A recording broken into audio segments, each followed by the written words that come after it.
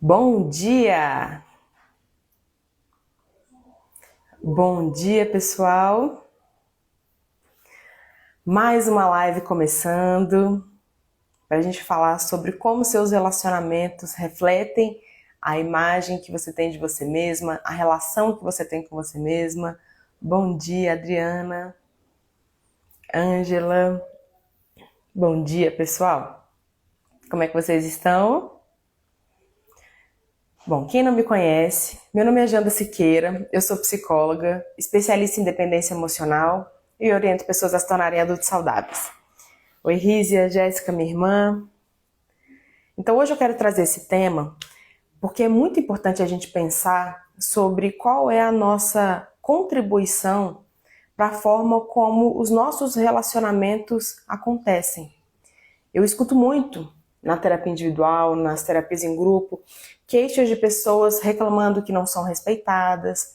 Ah, ninguém me valoriza, ninguém me apoia, ninguém me escuta, parece que eu não tenho importância, ninguém me inclui. Eu sempre gosto de trazer a reflexão sobre como é que você tem se posicionado diante dessas pessoas. Vocês já pararam para pensar nisso? O nosso posicionamento, ele define muito a forma como as pessoas vão tratar a gente, como elas vão incluir a gente na vida delas. Bom dia, Gilson. Já pararam para pensar nisso? Vocês também concordam que a forma como vocês se apresentam é quase como um manual? Vocês estão ensinando as pessoas a tratarem vocês? Quem já pensou sobre isso? Quem estiver assistindo a reprise e quiser me contar também, você já parou para pensar que você está ensinando as pessoas como elas devem te tratar? Então eu queria começar com uma reflexão. E eu vou deixar aqui um segundinho para vocês pensarem e escreverem aqui nos comentários. Quando você está numa relação, seja no seu trabalho, seja no seu relacionamento amoroso, nas suas relações de amizade, começa a passear aí na sua cabeça sobre como geralmente você se relaciona com as pessoas, com a sua família.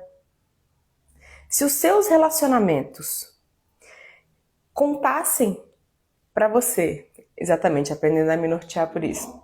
Se os seus relacionamentos contassem algo sobre você, como a forma como seus relacionamentos andam aí na sua vida revelam o jeito como você se enxerga? Façam essa reflexão. Olhem para os relacionamentos que vocês têm. Com seu chefe, com seu marido, com a sua esposa, com seus irmãos, com seus filhos. O que essas relações revelam sobre a forma como você se enxerga? Vou dar um segundo para vocês pensarem e colocarem aqui nos comentários, que eu acho que vai ser muito interessante a gente começar com essa reflexão. E aí eu vou dar algumas opções aqui, caso você não tenha conseguido fazer, mas eu quero ouvir um pouco o que vocês conseguem pensar sobre isso. Eu sei que pareço ser boazinha demais e todos que se aproximam de mim querem mandar em mim. Olha aí, ó. Então, Alice se mostra boazinha. Então, Alice, o que esse comportamento que você mostra revela sobre a forma como você se vê? Faça essa reflexão. Isso que eu estou perguntando para Alice, eu quero que vocês também façam a reflexão. Por que você se mostra boazinha? Por que você se mostra forte demais? Por que você quer parecer legal demais? Olhem para os seus relacionamentos, observem. O que eu tenho tolerado? O que eu tolero revela muito sobre o que eu penso sobre mim. O que eu entrego revela muito sobre o que eu penso sobre mim.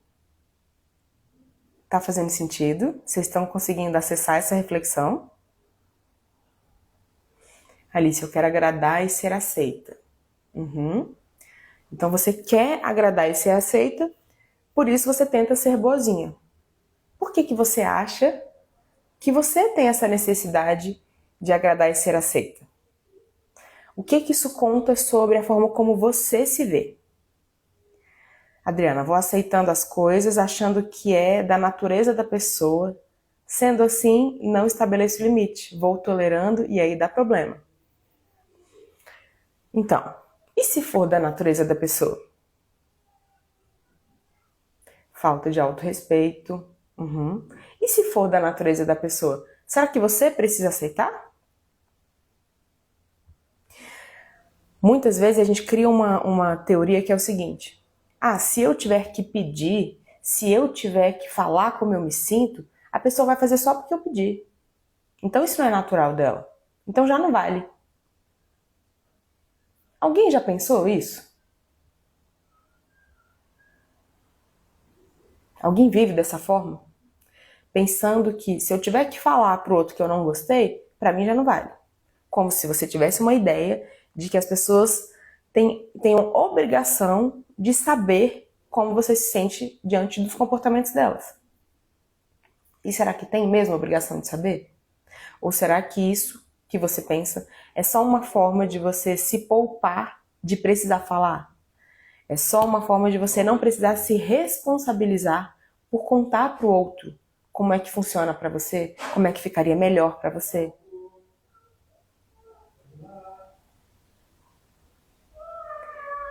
Conseguiram fazer reflexão? O que os seus relacionamentos revelam sobre a forma como você se enxerga? E aí eu quero trazer aqui 3 padrões, tá? Porque os nossos relacionamentos, eles geralmente funcionam com padrões. Eu vejo que me perdi em tolerar tudo. Hoje maratonando seus vídeos, hoje estou me sentindo mal. Parece que não vou ter valor. Acho que é isso que você quer dizer, né, Selma? Então, a gente tende a tolerar tudo quando a gente acha que não tem valor. Por quê? Então vamos lá. O primeiro padrão é: eu não estabeleço limites. Meus relacionamentos revelam que eu não estabeleço limites. Então vamos lá, você tá lá no seu trabalho, seu chefe te pede coisas fora de hora, te pede coisas em excesso, às vezes até fala com você de um jeito que você não gosta, de um jeito que você não acha que é respeitoso. E aí o que você faz? Jandra, eu não faço nada, porque é o meu chefe, eu não sei como falar pra ele, eu tenho medo de falar e criar um clima chato, ou de repente eu ser demitida, ser demitido, então eu acabo não falando. Tá, e aí o que você faz com isso? Finjo que não percebi, eu atendo todas as ordens dele, não negocio nada. Tá, então é assim que você age com o seu chefe. Isso mostra que você tem medo de se posicionar e ele não aceitar. Provavelmente porque você não tem segurança do seu valor. Não tem a segurança de que se você falar, se você se posicionar ou se você disser, olha, chefe, eu vou fazer isso só depois, agora eu tô fazendo aquela outra coisa que você me pediu, não, ele não vai aceitar, ele vai achar que eu sou folgada, ele vai achar isso. Então tá bom. Então, o que você tá dizendo pra você? O que você conta pra você? Não é nem tanto o que você tá contando pro outro. Qual é a narrativa que tá na sua cabeça, que tá contando pra você quem é você? É como se eu estivesse dizendo assim pra você, olha, se você falar qualquer coisa, ele vai te mandar embora. Porque você acha que ele vai aceitar que você coloque qualquer critério? Você não é tão importante assim. Se você incomodar um pouquinho, ele te manda embora. Quem aqui pensa isso de si mesmo? Pensa você com seu cliente. O meu cliente, eu preciso vender a alma pro meu cliente. Porque eu acho que ele espera muito de mim e eu tenho que entregar tudo para ele, tudo, 100%, mais do que aquele combinado no contrato. Então imagina que você é arquiteto ou arquiteta, você é psicóloga, você vende um produto digital e aí você acha que você, quando a pessoa compra alguma coisa de você, quando é um cliente seu, você não pode colocar limite, você não pode negociar horário, você tem que fazer tudo do jeito que a pessoa pede, ela te pede coisas que você nem faz, você faz. Por quê? Alguém está se identificando com esse padrão nos relacionamentos profissionais? Não consigo me posicionar em situação nenhuma. Isso é muito grave. Em nenhuma. É como se não existisse em você a ferramenta, né? A possibilidade de dizer, não, não, assim não tá bom pra mim. E por que não? Geralmente vem desse lugar. Eu não tenho segurança do meu valor. É o medo de ser rejeitada, é o medo de ser abandonado, é o medo de se sentir humilhado se a pessoa responder alguma coisa. Vê se não é por aí. E por quê, né, Janda? Por que eu não negocio nada? Por que eu não falo pro meu chefe? Por que quando eu estou lá no meu relacionamento, bom, agora vamos passear para outro campo. Relacionamento amoroso. Seu namorado, sua namorada faz uma coisa que você não gosta. Ó, medo de perder o cliente. O medo de perder o cliente é o mesmo medo de perder a pessoa que está no relacionamento com você. Ah, não, eu não vou falar que a pessoa falou de um jeito que eu não gostei. Eu não vou falar para a pessoa que ela tá me chamando para um lugar que eu não gosto. Eu vou em todos os lugares. Eu não coloco limite quando a pessoa tá fazendo uma brincadeira que eu não gosto. Eu não digo pra pessoa quando ela tá tendo um comportamento que me incomoda. Ah, não. Por que não? Porque eu acho que a pessoa não vai tolerar meu limite. Se eu acho que a pessoa não vai tolerar meu limite, ela vai me achar chata. Quem aí tem medo de ser chato? Esse é um medo muito comum. Tenho medo de ser chato. Não, se eu for chato. Tá, e se você for chato, o que significa o ser chato? Quando a gente coloca limite, a gente fica um pouco chato. Mas não faz parte? E quem disse que você tem que ser legal o tempo todo? O que isso está falando sobre o que você pensa sobre você? Vilma se identifica. Que você não pode ser chato? E o que é o ser chato? Ser chato é ter alguns critérios. Imagina você marca um café, uma saída com um amigo seu e ele sempre atrasa. Sempre, sempre. E você é uma pessoa que gosta de pontualidade. Janda, no relacionamento amoroso eu sou muito controladora. Então, isso conta uma coisa sobre você, já vamos chegar lá, tá? Então, por exemplo, você quer falar para esse amigo que, poxa, mas toda vez, não foi uma vez, e não são 5 minutos, é meia hora de atraso. Não, mas se eu falar para ele que eu não gosto que ele se atrase meia hora, ele não vai mais ser meu amigo. E se eu falar, ou então eu penso que se eu falar ele vai me achar chato. Na hora que esse amigo chegar e você disser, poxa, fulano, não tá legal pra mim a gente marcar toda vez você atrasar meia hora. É uma conversa chata? Claro. Normal. E por que você não pode ter uma conversa chata com ninguém? O que você pensa sobre você que você pensa que não pode ter uma conversa chata com ninguém? Não, aí eu não sei ter a conversa, eu não tenho coragem, eu acho que a pessoa vai ficar chateada comigo. Tá, entende?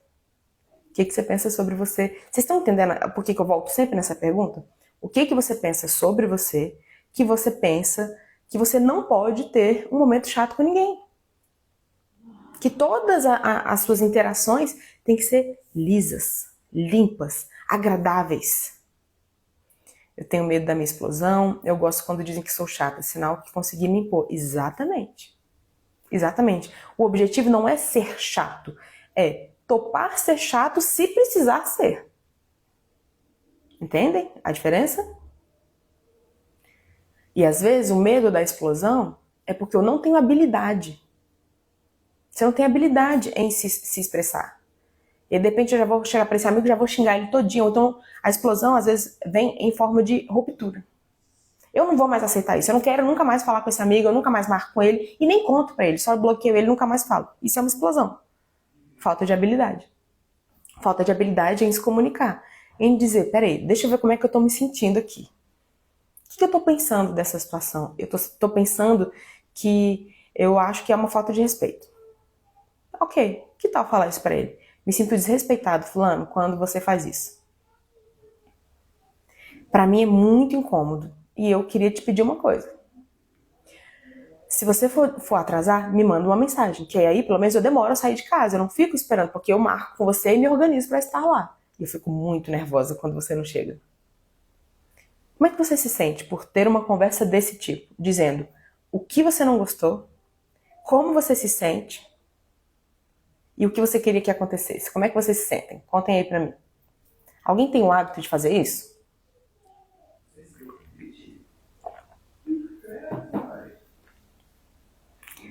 Tem gente que não tem o hábito de fazer isso. Tem gente que só chega e julga o outro.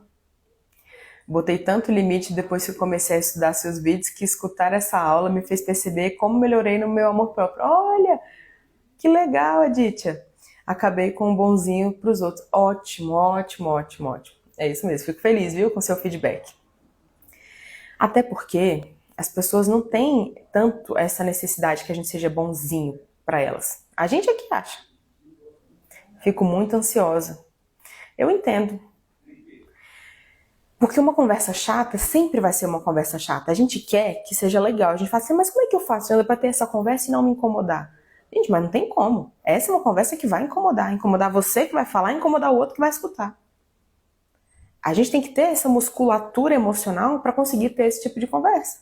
Um adulto saudável, eu sempre falo isso para vocês, né? Que a minha proposta para vocês é que a gente cresça emocionalmente, apareça para que a gente seja um adulto saudável.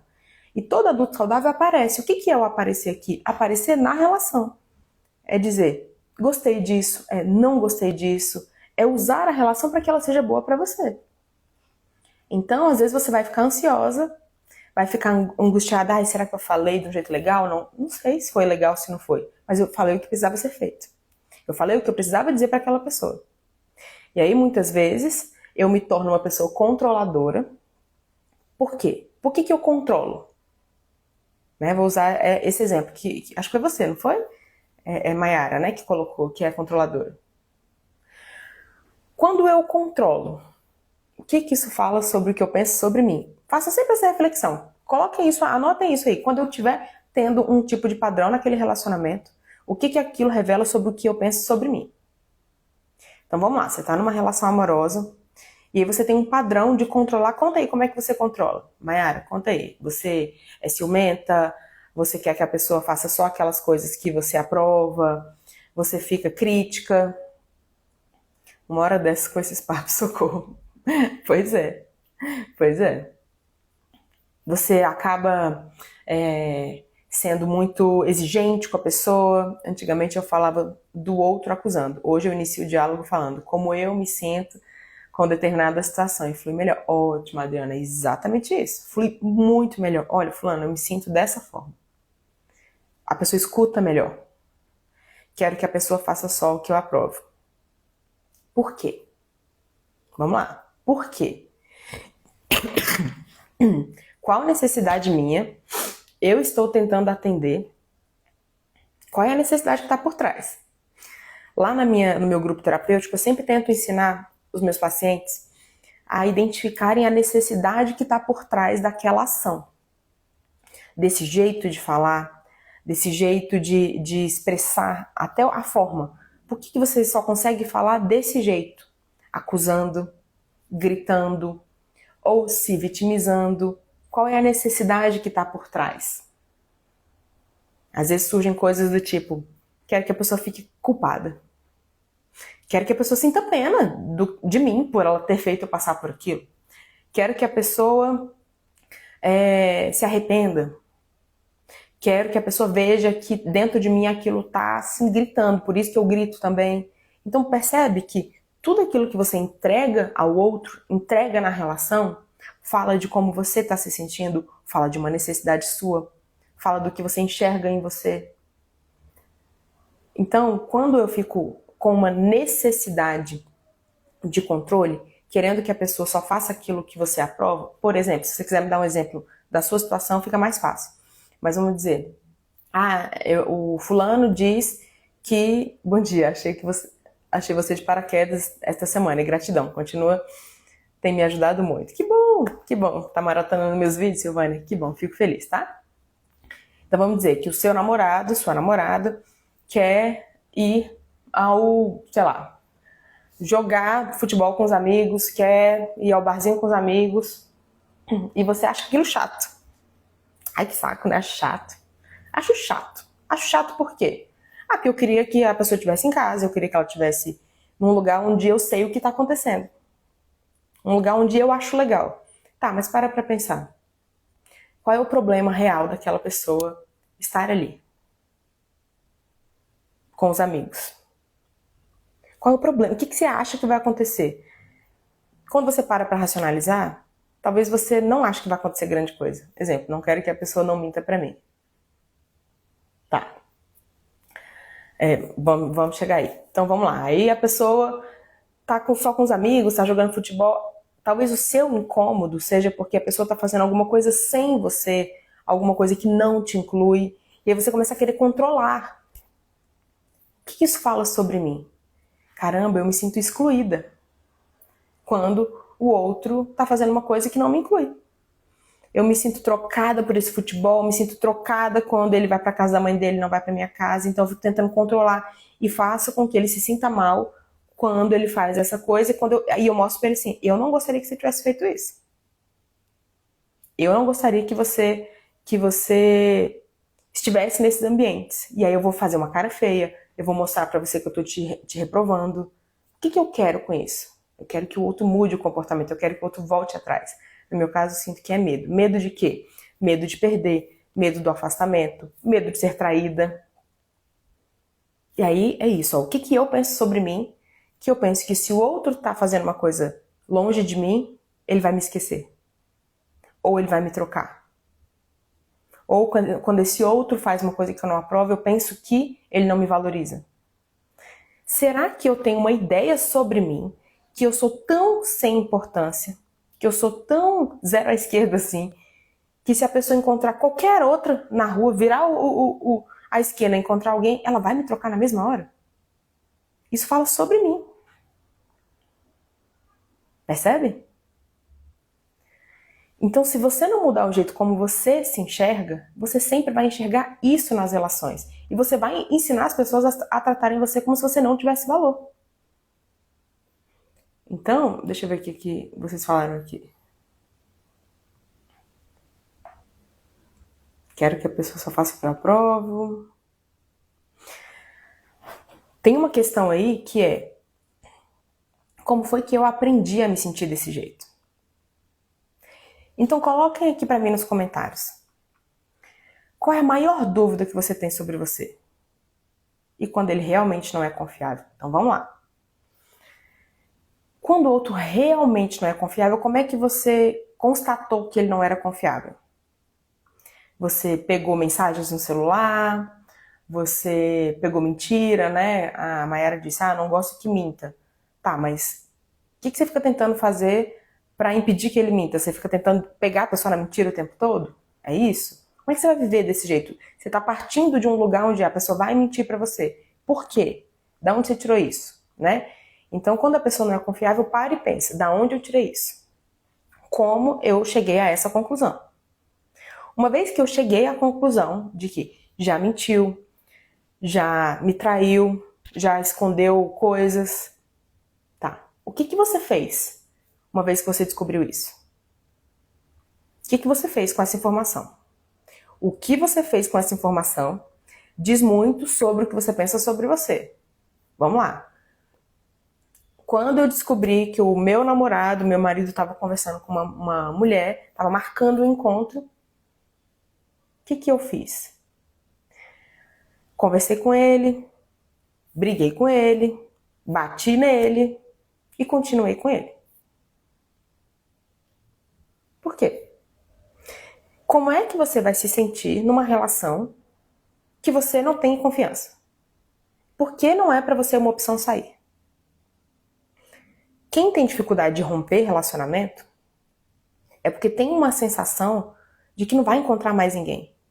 Tem uma sensação de que nunca mais vai ser amada. Tem uma sensação de que nunca mais vai ter outra chance. Por quê? O que você aprendeu sobre você? Quando acontecem situações que eu não aprovo, eu quero me afastar. Sim, mas uma coisa que é importante entender.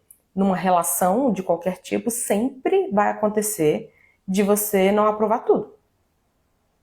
Será que você tem uma ideia de que numa relação amorosa o outro só deve fazer mesmo o que você aprova? E aí o que seriam essas situações, né? É bom você dar exemplo pra gente entender. Mas é normal que o outro faça coisas que você não aprova. E você também. Porque senão a gente vive em busca dessa aprovação. Isso não é saudável para relacionamento nenhum. Então, por exemplo, o outro não é confiável, o outro já me agrediu, o outro me trata mal, o outro me desrespeita. Janda, e quando você tá numa relação que o outro te desrespeita? Horrível, né? O que você faz com isso? Eu fico tentando mostrar pra pessoa que ela tá me desrespeitando. Tá, aí você mostrou. Ela parou? Porque às vezes a pessoa te desrespeitou, ela não percebeu que te desrespeitou. Aí você mostra. E aí? O que acontece? E quando você fala pra pessoa suas preferências, o que você gosta ou não, mas a pessoa torna a situação pra ela. Exemplo. Então não posso fazer mais. Então não posso mais fazer desse jeito porque você não gosta? Então, sim, é exatamente isso. Quando você fala pra pessoa sua preferência e ela joga assim, então não posso fazer porque você não gosta? É exatamente isso. Sim. Mas você tem que ter um senso crítico muito grande, por isso que é importante a gente estar saudável. Desculpa. Porque quando eu sei o que é o saudável, eu consigo colocar limite até nas minhas exigências. Como, por exemplo, a pessoa vai fazer uma coisa que eu acho chato. Cara, mas é só chato, eu não tenho direito de dizer pra ele que ele não deve ir lá na casa da mãe dele porque eu acho chato. Ele tem que visitar a mãe dele. Então eu coloco o limite em mim e digo, eu não vou falar pra ele que eu não gostei, porque nem tem... Ele vai fazer o que com essa informação? Eu não tenho o direito de interferir aí. Agora, quando é uma coisa assim que fere o acordo do relacionamento, que está fazendo com que você, de repente, tenha dúvidas, você precisa levar essa informação de um jeito adulto, não é de um jeito infantil, não é de um jeito narcisista, não é de um jeito controlador. É dizer, olha, eu me sinto assim com essa situação. Como é isso pra você? O que você entende disso que me incomoda? O que a gente pode fazer com isso? É muito mais adulto do que você dizer, não quero mais que você faça tal coisa. Tudo vai acontecendo aos poucos. Imagina que a pessoa fez uma coisa pela primeira vez. Aí você diz, olha, pra mim isso foi muito desagradável, não gostei, me senti mal. Pra mim eu entendi a situação desse jeito. Pra mim é como se você tivesse feito assim, você ter saído do trabalho e ido pro barzinho, pra mim ficou super mal pra mim, você não me avisou, eu fiquei angustiada, fiquei sem notícias. Não gostaria que isso acontecesse de novo. O que você acha disso que eu tô te falando? Aí a pessoa vai dizer, pergunta pra ela. Pô, não, eu acho que não tem nada de errado eu ir pro barzinho. É um pessoal, você conhece o pessoal, às vezes rola um happy hour. Tá, o que a gente pode combinar então pra ficar melhor? Você pode me avisar? Ou então você pode voltar mais cedo? Como é que é isso? Negocie, isso é negociação. Porque não é porque você disse não quero, não gosto, que a pessoa tem que, na mesma hora, só calar. Como você se sentiria se você ouvisse isso do seu parceiro, da sua parceira? Não quero mais que você faça essa coisa. A gente não se sente controlado? Ninguém quer se sentir desse jeito. Então a gente também tem que colocar os nossos limites de um jeito respeitoso com o outro. Bom dia, Laura. Deixa eu ver o que vocês falaram. Na minha situação, eu me sinto imensamente enfurecida por querer conquistar as coisas. Deus, eu e meu esposo. Ele tem muito auxílio dos pais e eu acabo me sentindo mal porque tem coisas que nós conseguimos. Então, aí você precisa dizer pra ele. Eu não acho interessante que você fique dependendo da sua mãe e do seu pai. Porque eu quero que a gente construa nossas coisas. Como é isso pra você? Porque, gente, isso aqui é negociação de valores. Relacionamento é negociação de valores. A pessoa não aceita. E aí? E se a pessoa não aceita? Se a pessoa não concorda? Se a pessoa se sente mal com aquilo? Talvez vocês não vão conseguir negociar aquilo. E aí você é que tem que analisar. Isso pra mim é tolerável? Como é que fica a relação se isso se estender? Porque do campo do saudável, do ponto de vista do saudável, não é interessante ficar dependendo dos pais. O interessante é que vocês construam a vida de vocês. Se ele não tem interesse, olha, eu não quero isso, eu não quero colocar limite nos meus pais, não quero parar de depender deles, isso é uma informação muito valiosa. Como você fica quando o seu marido diz pra você que não tem interesse em sustentar vocês, em vocês se sustentarem juntos, ele quer o pai e a mãe participando. É você que tem que fazer essa reflexão. E essa reflexão vai gerar em você uma decisão. A sua decisão mostra o que você pensa sobre você. Vocês estão entendendo que sempre é o que eu penso sobre mim? Isso é sobre tudo. O seu posicionamento diante do outro mostra o que você pensa sobre você. Então por isso que é tão importante ter uma imagem positiva sobre você. Terminamos um relacionamento de 2 anos. Hoje ele está fazendo coisas que me machucam porque é muito recente. Tem 2 semanas. Estou tentando superar essa dependência emocional.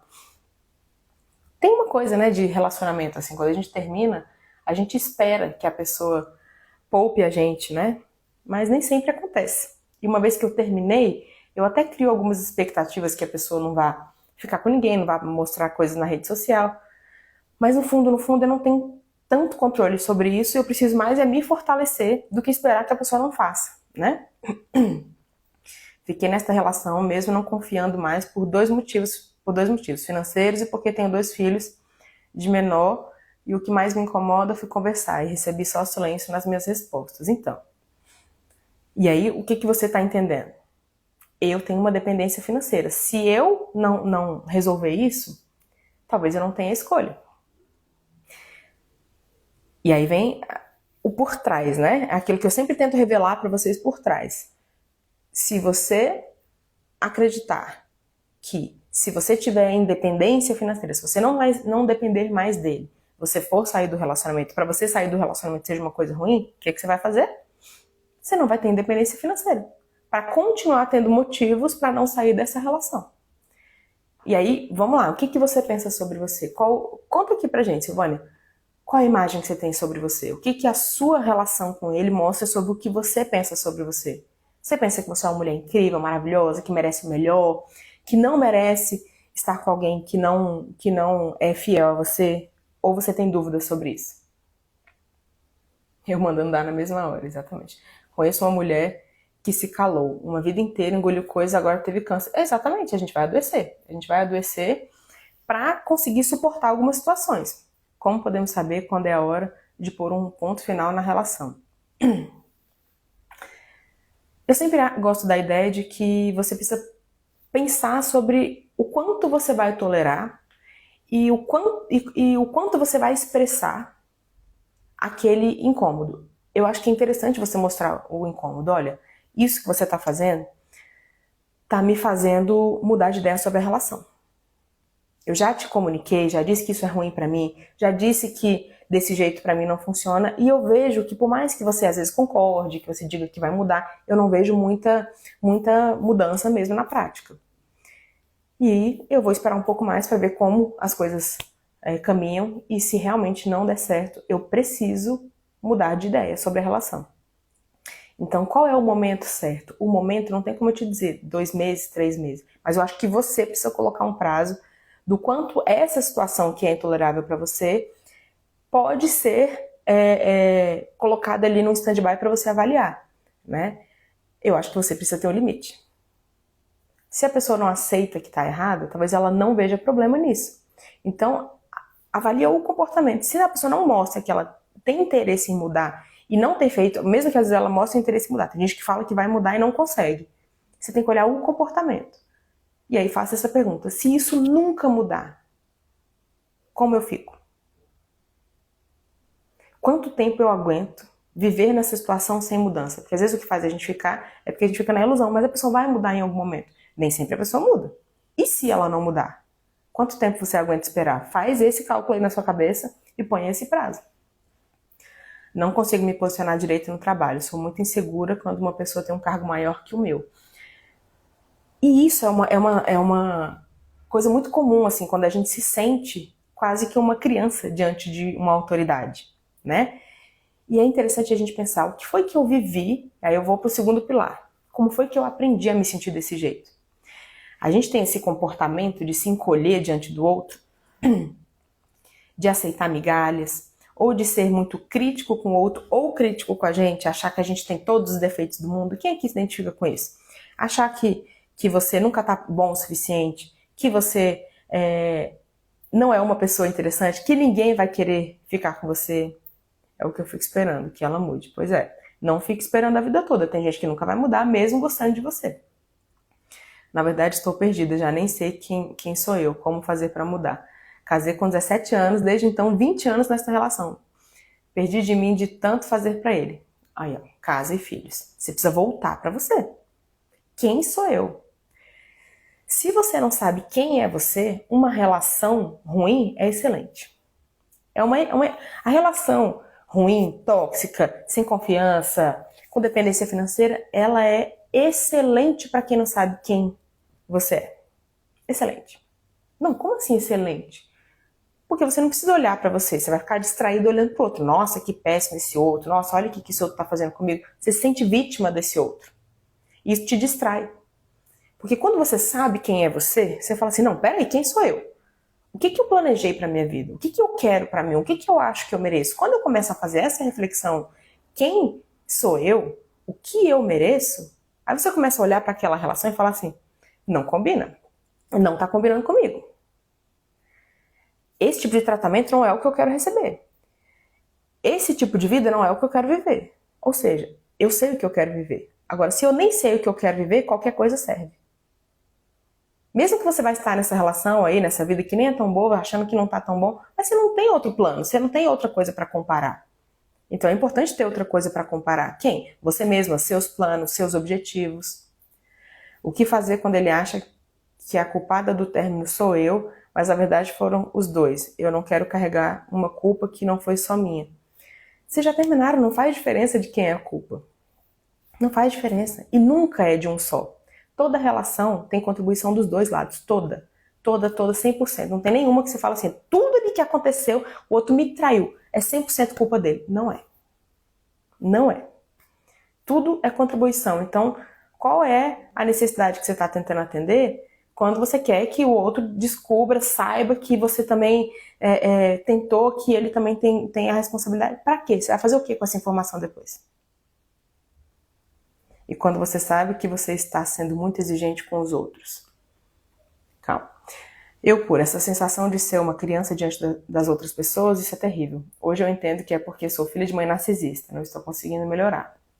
Então vamos lá. Você precisa saber quem é você, tá?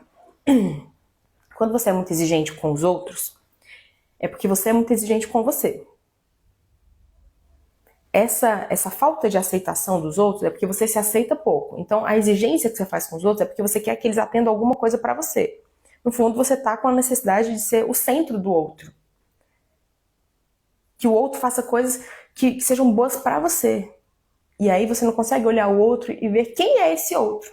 E que o outro é o que é.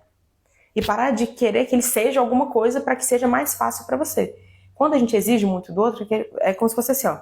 Pra mim seria mais fácil se você fosse mais gente boa. Pra mim seria mais fácil se você fosse mais organizado. Seria mais fácil pra mim gostar de você se você fosse assim, assim, assado. Então você tá olhando pro outro, querendo que ele seja algo que facilitaria a sua vida. Aí você para e pensa, tá, mas quem sou eu na fila do pão pra exigir que esse outro seja isso pra mim? O outro não tem obrigação. Será que eu acho que eu tenho obrigação de ser alguma coisa pro outro? Será que eu fui criada de um jeito onde eu aprendi que eu tenho que ser alguma coisa pra alguém para que eu mereça amor? E aí eu volto na pergunta. Como foi que você aprendeu a se sentir desse jeito? Já eu comecei a me posicionar e não me anular. E a pessoa foi embora. Às vezes acontece. Quando você se posiciona e não se anula, você tem a oportunidade de descobrir quem é a pessoa que está do seu lado. Uma pessoa que te ama, uma pessoa que quer o seu bem, uma pessoa que tem interesse que aquela relação seja uma troca justa, ela vai querer que você se posicione. Porque ela quer assim, ó, eu quero que essa relação seja boa para nós dois, então fala como é que fica melhor para você. Só que às vezes, quando eu digo assim, pra mim fica melhor assim, às vezes o outro vai dizer, ah, entendi, então essa é a sua proposta? Porque no fundo a gente tá fazendo propostas de relacionamento, né? Essa é a sua proposta? Não combina comigo. Não combina.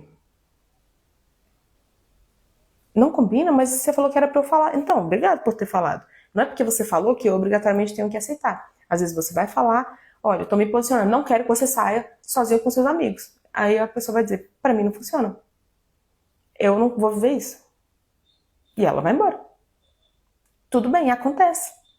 Se posicionar não é garantia de que tudo vai sair bem. É garantia de que você vai colocar na mesa quais são as suas cartas, quais são as suas necessidades. Nossa, eu sou exigente no fazer do trabalho comigo e com os meus alunos.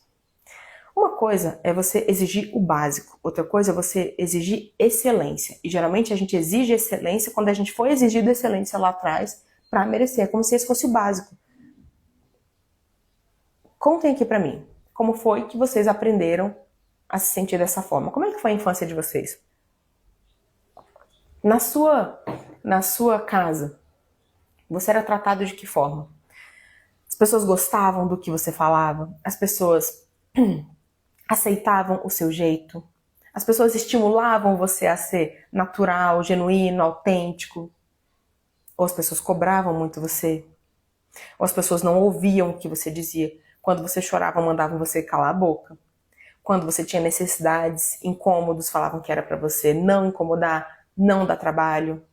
Falavam pra você que o seu jeito era errado, esquisito? Faziam comparações com você? Te criticavam? Quando você fazia uma coisa certa, você não fez mais que sua obrigação. Quando você fazia errado, era a pior coisa que poderia acontecer.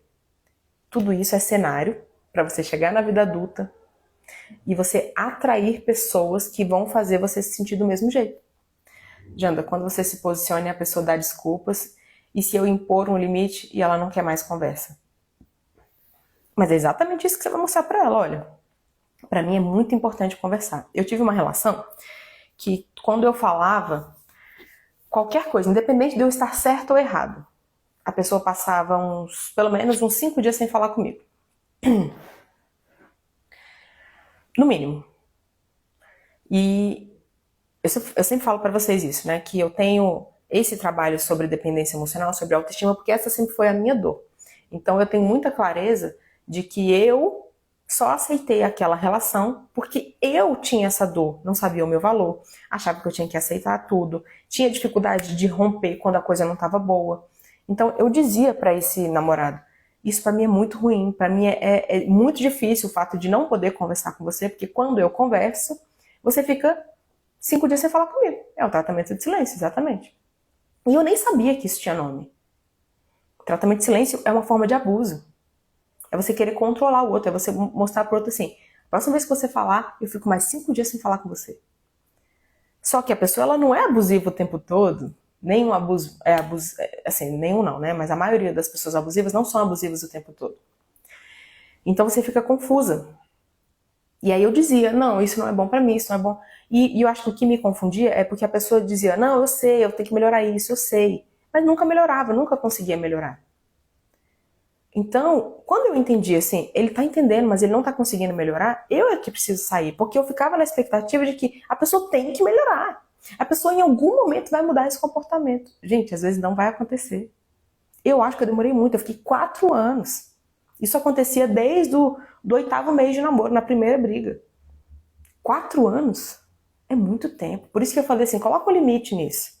Eu não devia ter ficado 4 anos, eu acho que no máximo eu devia ter ficado 1 ano e meio. Ter dado tempo suficiente para ver se a pessoa tinha condições de mudar. Não mudando, precisava interromper, porque aquilo era muito grave. Tem que interromper.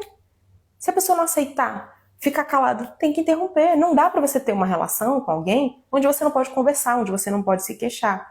E aí, de novo, o que você pensa sobre você que pra você é tolerável estar numa relação que você não pode falar? Qual era o meu papel ali naquela relação? Eu me sentia vítima dele, porque ele fazia várias besteiras assim na relação, e eu me alimentava desse papel de vítima. Eu me alimentava, ai, nossa, que eu sou vítima, e ele muitas vezes concordava que tinha errado. Aí eu pensava, pô, ele concordou, então legal, então ele entende. Então eu tava sempre achando que por ele entender, aquela minha postura era suficiente para fazer ele mudar. Não é. E eu não tava com uma ideia certa sobre mim, do tipo assim, não adianta. Isso aí é muito sobre o outro, e o que eu tô aceitando fala sobre mim. Se eu estou aceitando é porque eu acho que isso é pra mim. Eu acho que isso combina comigo, eu acho que eu mereço isso. Então, se você recebe tratamento de silêncio, se você até recebe agressão.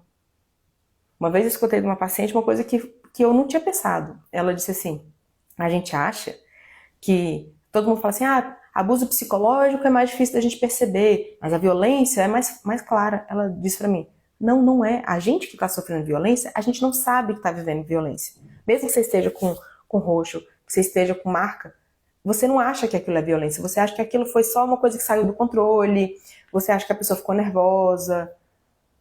Você acha que foi isso. Você não acha que está sofrendo violência. Então, por que não? Porque talvez você já tenha passado por isso antes, já tenham contado para você que isso é normal, que numa relação casais brigam mesmo, ou que quando alguém te ama vai acabar tendo uma briga muito, muito séria, e você acha que é normal. E quando isso acontece no padrão nas relações de amizade, a mesma coisa. É a mesma coisa, serve para a mesma coisa. Uma relação de uma amiga ou de um amigo que é muito exigente, muito tóxico, ou que fica sem falar com você quando você não vai no programa que ela quer, quando ela cobra muito de você uma postura que ela acha que é o certo. Você tem que vir na minha casa, você precisa estar presente. Isso é uma exigência. Olha, para mim não funciona desse jeito. Fulano, você tá fazendo exigências que eu acho que não cabem na relação. E eu tenho muito interesse em continuar a relação com você, mas nesse formato eu não gosto. Como é pra vocês contar pro outro que aquilo ali tá ficando intolerável? Você precisa contar. E se não mudar, você pode sair.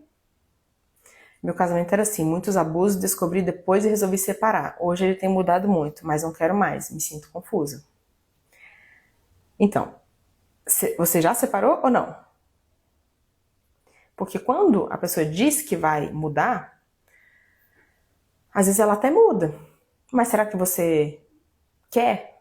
E às vezes, tá? Essa mudança, dependendo do que é, eu não acredito nessa mudança que a pessoa fala assim, não, agora eu vou mudar. E aí ela interrompe aquilo, sabe por quê? Porque ela só age daquele jeito porque ela se sente daquele jeito.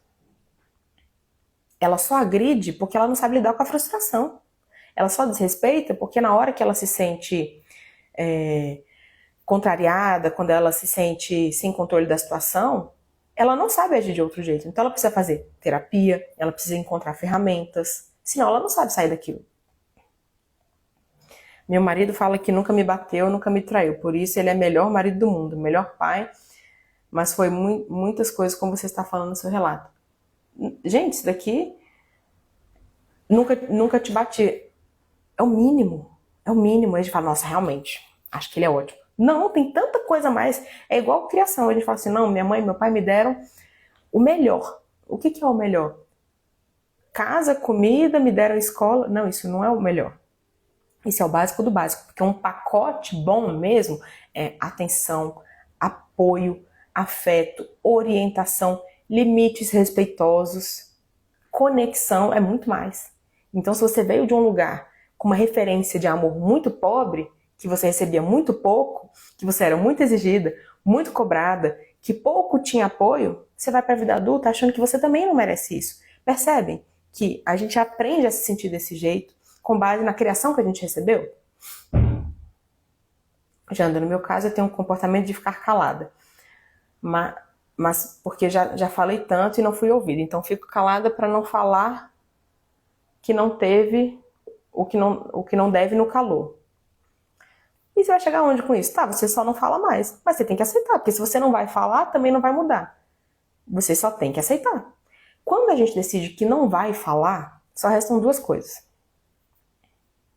Se eu não vou falar, eu preciso aceitar. Então a gente acha que a gente está se preservando. Preservando do quê? Da briga.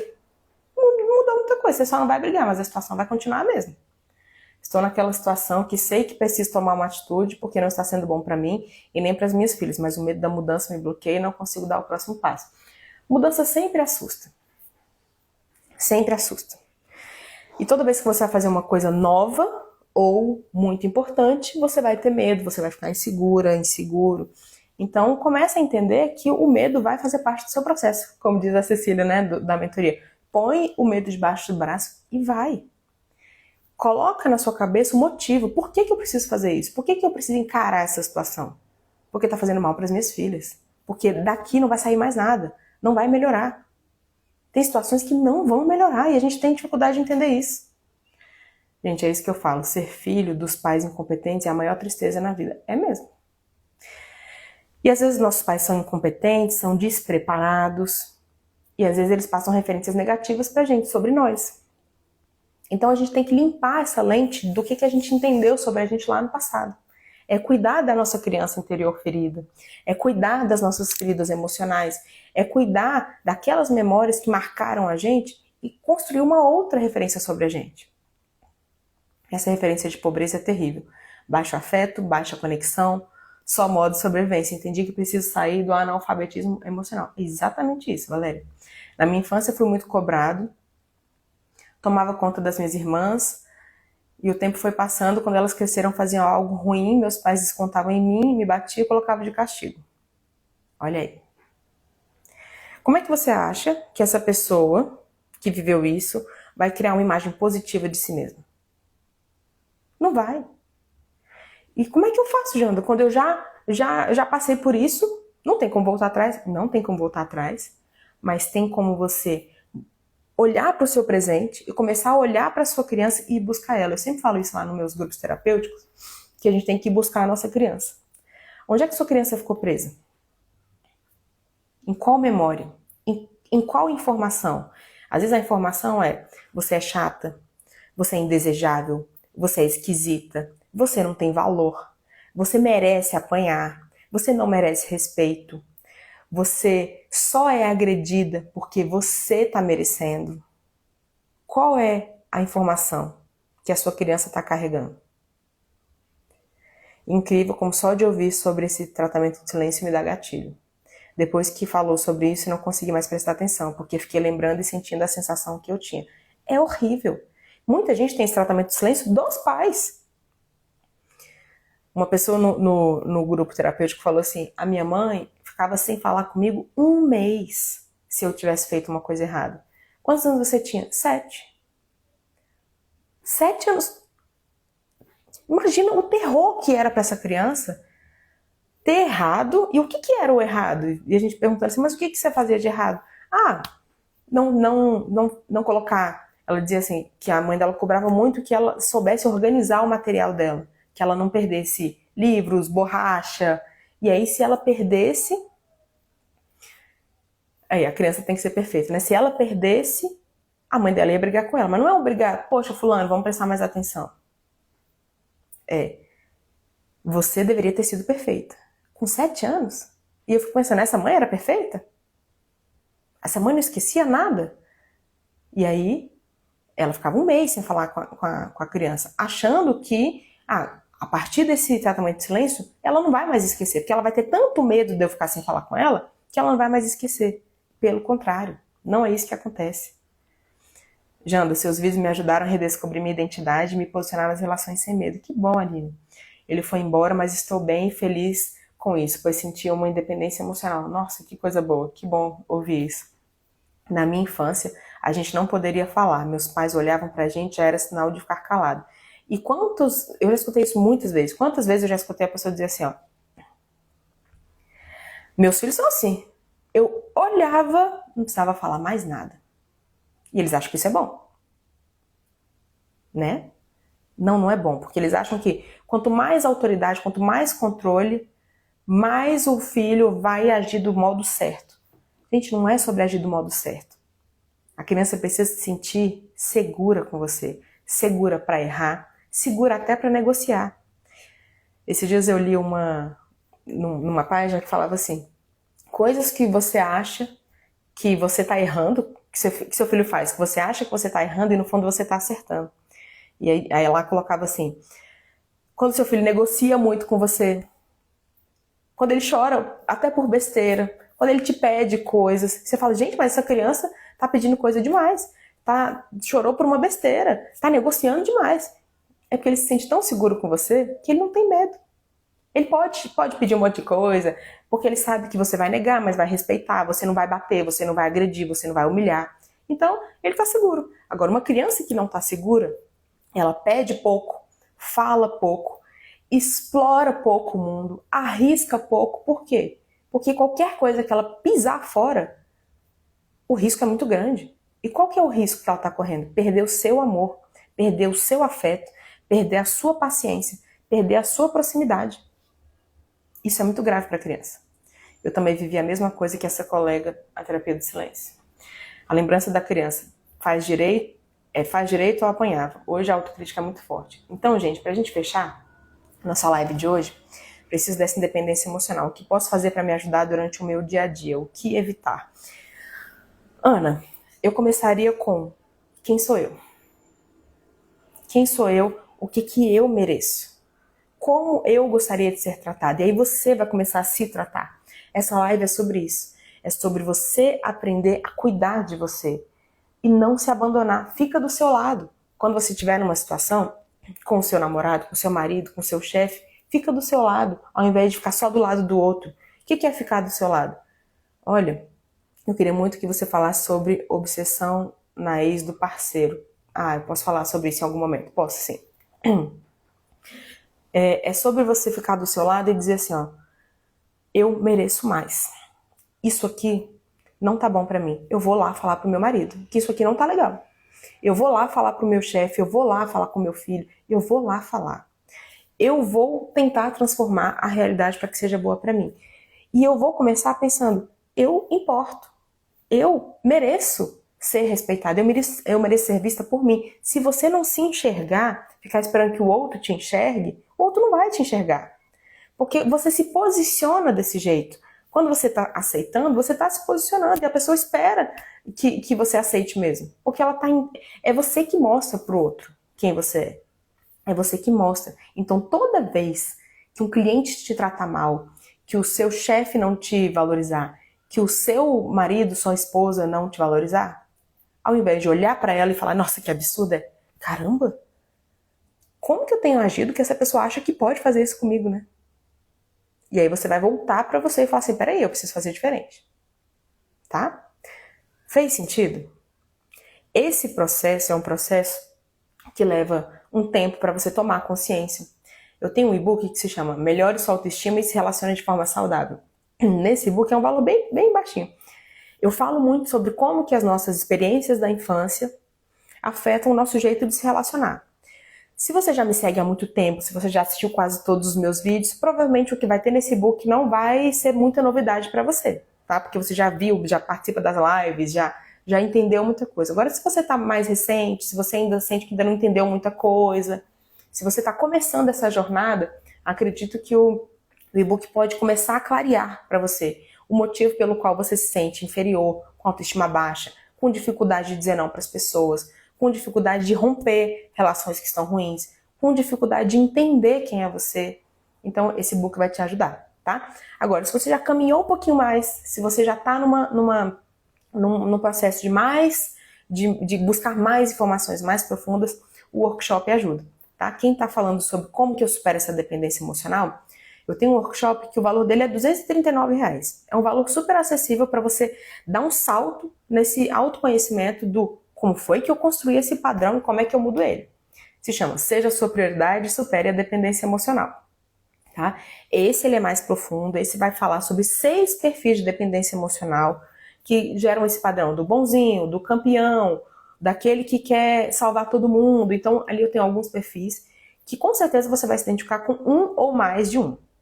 Tá? Então é o que eu trago para vocês hoje, para quem quer aprofundar nesse conhecimento. Deixa eu ver, tem no meu feed, mas quando acabar aqui a live, até pelo menos umas 10 horas eu vou colocar ali nos stories o link, tanto desse e-book quanto do workshop, tá bom? E aí, fez sentido? Ainda não tenho uma estabilidade financeira sendo uma mulher trans, ainda não consigo me assumir para minha mãe com medo de perder o amor dela. Então, dependência emocional, né? Contem para mim, com uma palavra, por que valeu a pena estar aqui? Agora eu não consigo mais ler as mensagens porque já tô estourando o horário, tenho um atendimento às 9.